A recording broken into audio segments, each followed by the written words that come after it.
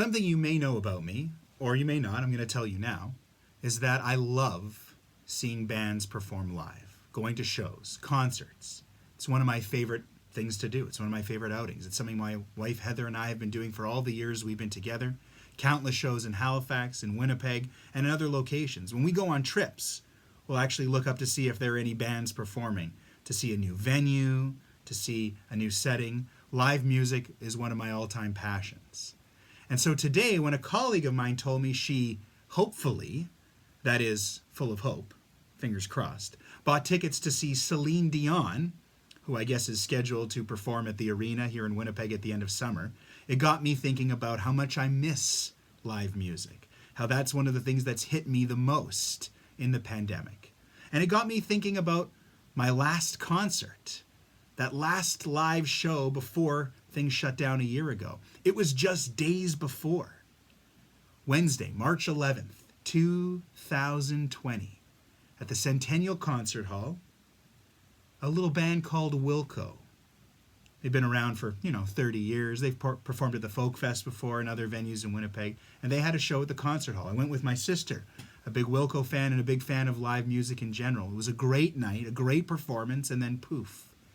Days later, tours all over the world were canceled, and live music as we know it has basically been shut down. Of course, some bands and performers have tried to do what we've done at the synagogue, live stream, YouTube, virtual concerts, virtual services, and they're great. They're a great way, they're better than nothing. They're a great way to overcome a lot of the challenges, but they're not the same. There's just some things like a hug, a concert. You can't do them. They just don't translate. They're just not the same virtually. That last concert, Wilco, they have this song. I invite you to check out some of their songs and some of their music if you don't already know them. They have this song called How to Fight Loneliness. How to Fight Loneliness, Smile All the Time.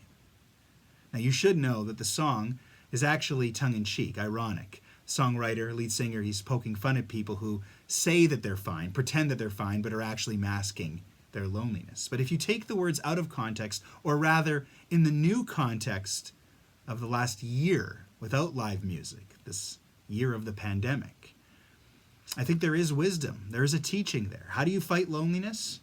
Find reasons to smile as often as you can. It's hard.